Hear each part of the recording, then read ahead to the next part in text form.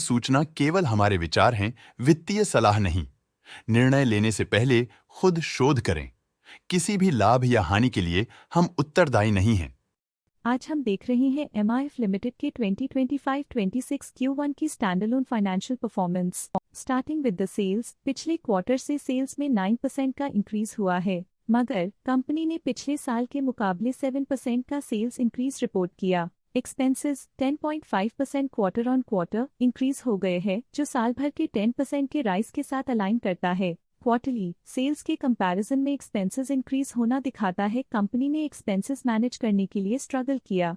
Company ने पूरी साल के दौरान चैलेंजेस का सामना किया। ऑपरेटिंग प्रॉफिट, जो पिछले साल के कंपैरिजन में -9% डाउन हुआ है, quarter on quarter around -1% decrease हुआ है। Operating profit margin OPM annual basis पे -2.5% से डिक्रीज हुआ है और पिछले क्वार्टर के कंपैरिजन में -1.5% से डिक्रीज हुआ है। एक्सेप्शनल आइटम्स को ऐड करके अदर इनकम पिछले क्वार्टर के कंपैरिजन में 12.5% बढ़ गई, बावजूद इसकी ईयरली ग्रोथ 51.5% हुई है। इंटरेस्ट एक्सपेंसेस पिछले क्वार्टर से 5% अप हुआ, लेकिन ईयर ओवर ईयर इंक्रीज 9% हुआ है। डिप्रिशिएशन कॉस्ट्स में क्वार्टरली -1% का डिक्लाइन देखने को मिला और ईयरली बेसिस पे 8% का इंक्रीज देखा गया। Profit before tax annually -13.5% decrease हुआ, लेकिन प्रीसीडिंग क्वार्टर से 1% बढ़ा है। इस साल कंपनी ने 25% टैक्स पे किया और क्वार्टरली कंपनी ने 25.5% टैक्स पे किया है। नेट प्रॉफिट ने ईयर ऑन ईयर -14% का डिक्लाइन दिखाया,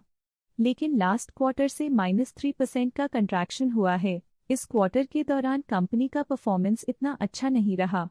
नेगेटिव नेट प्रॉफिट लॉसेस को इंडिकेट करता है। वहीं अगर एनुअल एनालिसिस की बात करें तो साल के दौरान कंपनी का परफॉर्मेंस अच्छा नहीं रहा। नेगेटिव नेट प्रॉफिट का मतलब है कि कंपनी प्रॉफिट के कंपैरिजन में नुकसान उठा रही है। अर्निंग्स पर शेयर EPS में ईयरली -14% का डिक्रीज देखा गया, लेकिन क्वार्टरली में 3% की गिरावट भी नजर आई। इस क्वार्टर में कंपनी का EPS इतना अच्छा नहीं रहा। नेगेटिव प्रॉफिट कमजोर एफिशिएंसी को दिखाता है। एमआईएफ लिमिटेड के फाइनेंशियल स्नैपशॉट को रिव्यू करते हुए कुछ मुख्य ट्रेंड्स सामने आए हैं जो कंपनी की परफॉर्मेंस पे रोशनी डालते हैं। जून 2022 से जून 2025 तक एमआईएफ लिमिटेड की फाइनेंशियल जर्नी में सबसे पहले बात करते हैं सेल्स की। इस साल सेल्स में 10.5% की वृद्धि हुई है और पिछले 4 सालों में 37.5% की वृद्धि हुई है, जो एक निरंतर अपवर्ड ट्रेंड को दर्शाता है। पिछले 3 साल से सेल्स लगातार बढ़ती जा रही है, जो मार्केट एक्सपेंशन और कंज्यूमर डिमांड में वृद्धि को दर्शाता है। अब बात करते हैं एक्सपेंसेस की।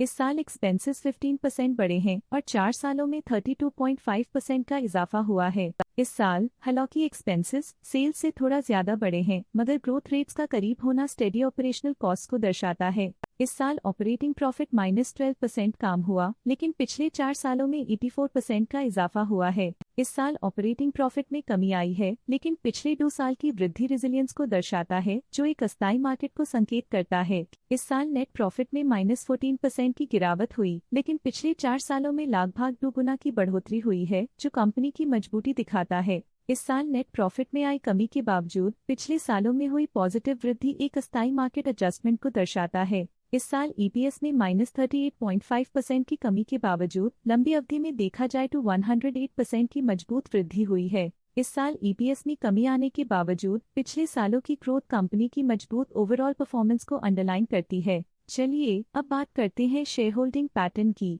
एमआईएफ की शेयर होल्डिंग रिपोर्ट्स कुछ इस प्रकार की हैं, जो अननोन 2025 के तक चलता है। ये रिपोर्ट कंपनी के शेयर्स की डिटेल्ड जानकारी देता है, जिसमें promoters, promoter groups, foreign investors, public investors और सरकारी एंटिटीज शामिल हैं। पब्लिक हेल्थ शेयर्स का परसेंटेज 2025 के में 42.46% से 2025 के में 41.88% तक डिक्रीज हो गया। इस डिक्रीज से साफ है कि इस टाइम पीरियड में कंपनी में पब्लिक का हिस्सा डिक्रीज हुआ है।